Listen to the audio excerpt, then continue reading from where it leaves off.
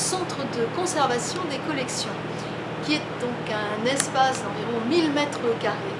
qui a été construit en 2011 pour abriter les collections du muséum.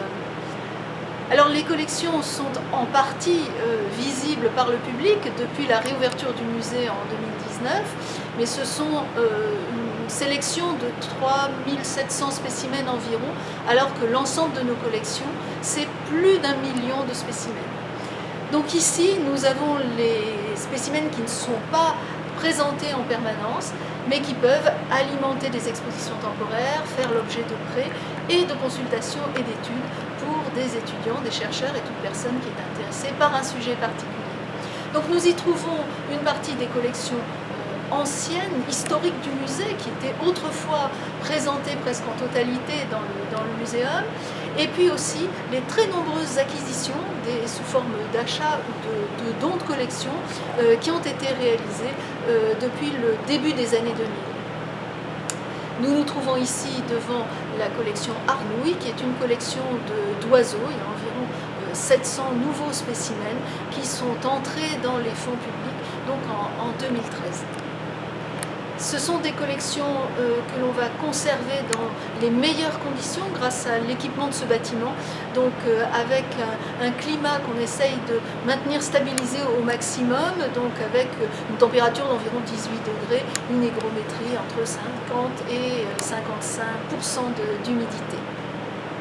Nous préparons actuellement les futures expositions temporaires et pour la toute fin de l'année 2021, une exposition sur l'acte de collectionner les objets d'histoire naturelle tel que ça a été pensé depuis le XVIIIe siècle, l'origine de nos collections, jusqu'à aujourd'hui, avec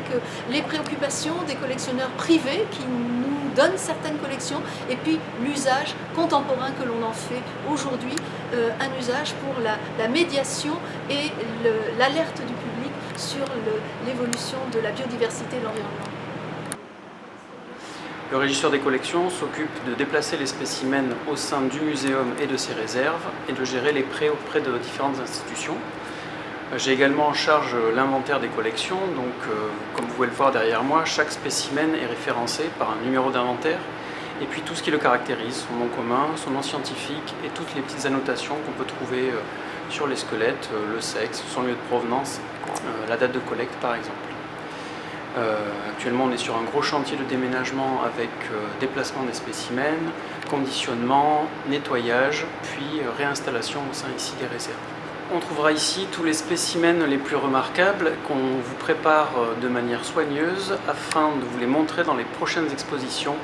dans le Muséum d'Histoire naturelle.